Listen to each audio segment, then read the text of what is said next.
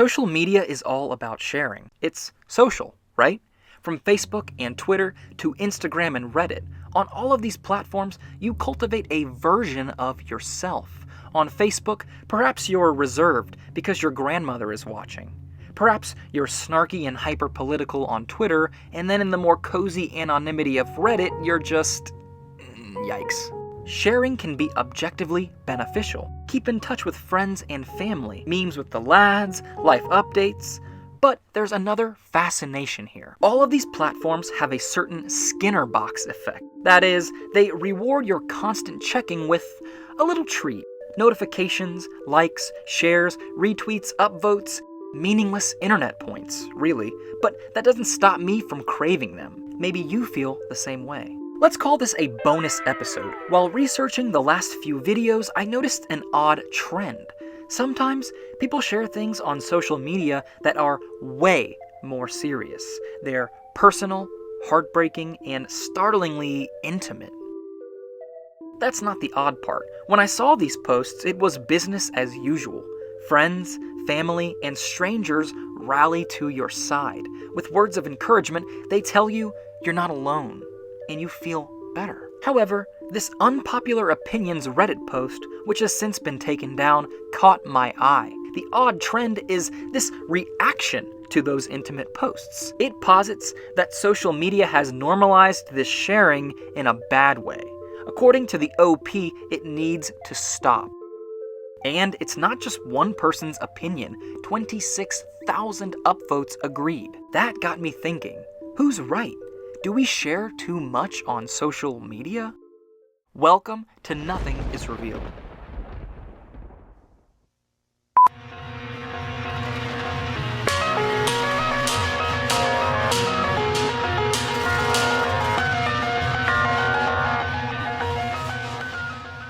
The question is actually of 3 parts. 1. Might the users in that Unpopular Opinions post have a valid point? 2. Why does it bother some people to see these intimate private moments online? And 3. What kind of impact does posting those intimate private moments have on the posters themselves? Is it good for their own happiness, memories, and grief processing? Let's start with the Reddit debacle itself. The full story. A post from the rPics subreddit rocketed to the front page with 50,000 upvotes, 5,000 comments. The picture has since been deleted, and I won't be showing it to respect the OP's privacy. You can probably find it in the thread if you're curious. It featured him, looking forlorn, sitting on a small hospital bed with his wife, who's clearly the patient and doesn't appear to be conscious. Their dog sits at the end of the bed, looking off frame. Overall, it's a harrowing, depressing scene, and certainly private. Shortly after, the Unpopular Opinions post popped up. It linked directly to this hospital picture before going on its tirade. It called the picture sickening and said of it being posted, the intent may be innocent, but it is incredibly disrespectful to the significance of those moments, the intimacy of them. Both comment sections contain agreement and disagreement. But before we analyze this, we have to see this sordid story out. Angry commenters from the second post flooded the first post with mean comments like, "I hate that I even must spell out how doing something like this is wrong. This is so undignified, classless, disrespectful, ghoulish. This is serious serial killer shit. My view of humanity is a bit dimmer having seen this." Follow the link below to read more. This harassment led to the first poster deleting his picture and then his whole account. And then the second poster did the same, probably when they realized they'd fanned this fire.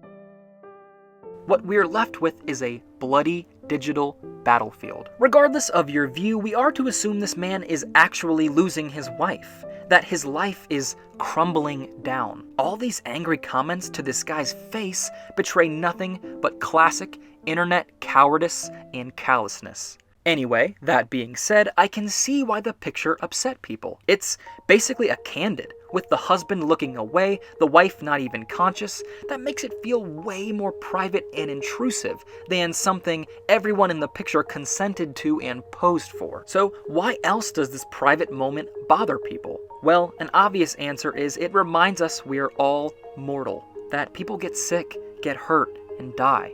And to love someone is to risk losing them. It's not a tear-jerking movie, it's someone's real experience, and that someone could be you or me. But there's another answer, one that many angry comments and the OP cited, those meaningless internet points. Some see this as a cheap excuse to get those points, especially on a site like Reddit, where your points are counted. Unlike Facebook or Twitter, where there is no overall tally. They believe that the husband only took and posted the photo because he knew it would get a ton of points, called karma. Personally, I think this is a dangerous assumption. Not to say it's never true, that there's never a selfish or twisted motive, just that jumping to that conclusion about a stranger, well, you risk insulting a person in one of their most dire moments. I followed a guy for the longest time on Twitter who has a young child with cancer. He'd post pictures and updates every day. Eventually, I'll be honest, I unfollowed him just because of how heartbreaking it was. It made me oddly anxious, despite not knowing him or his child. Sometimes life is hard enough without that constant reminder of our loved one's looming mortality. But before I did, I felt a trickle of this anger. How dare he post such detailed and gratuitous pictures of his child's illness, while the likes and retweets rolled in?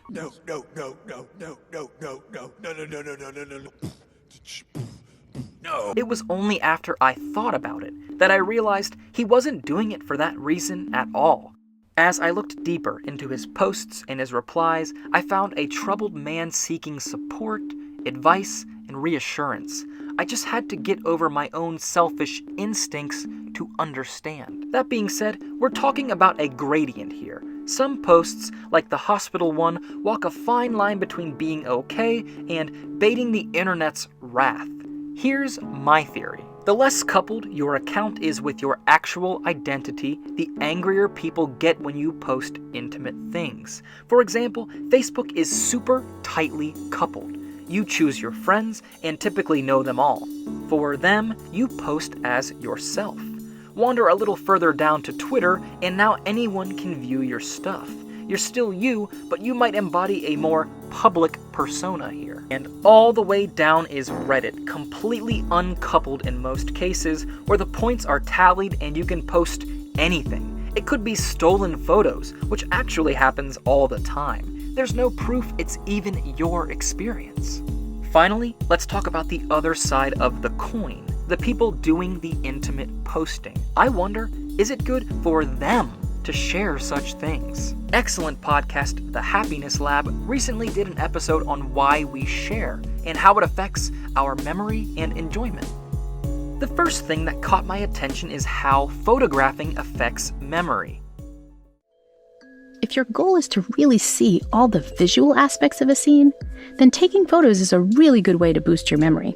But if you want to remember something that's not visual, what you heard on the audio tour, or that joke your friend said, or what that amazing meal tasted like, then taking photos is a hindrance. The second thing was intent, as in, when you pull out your phone to take a picture, why do you do it? Are you taking photos for your own personal collection as a memento of the moment? Or are you taking photos just because you want to post them online? According to research done by Alex Barash out of NYU, when you do it for the latter reason, it takes you out of the moment and diminishes your experience. Let's apply these findings to the act of posting private moments. If someone is taking photos during that moment, the very image of it might be seared into their brain, but they might not remember everything their spouse said in the hospital, or the cute thing their sick child did while they were posting. Beyond that, what was their intention in taking the photo? If they did it just to share it, it might have made a bad moment worse in terms of their mental health and their experience. I'll end there by saying I don't have the answers, and I'm not here to preach morals or talk down to you, but I know how I want to be treated. I'd want the benefit of the doubt. I wouldn't want to be so harshly judged. So that's what I try to do when I stumble upon an online battlefield. Life is too short to kick people while they're down on the internet. What do you think? Have you been on either side of this debate? Let me know in the comments. Thanks so much for watching. If you like the show, please subscribe. Check us out on Patreon or share it with your friends. And reminder, if you want to be featured in the write-in episode later this year, send me an email, a video, whatever. Tell me who you are, your favorite mysteries, anything. Big thanks to Joe Hunter for the thumbnails and to the patrons. Duns Fan, Rose, SWMan3, Regina, and Darks. And to new patrons, the Warrior from Another World, B. Wade, and the mystical, mystifying Gillian Zermer. Keep an eye on the channel, got a great video coming that was actually a fan recommendation. It's about missing people. So, until then. He develops a system called operant conditioning to prove that a behavior will be repeated by a subject when rewarded. Repetition leads to reinforcement. Reinforcement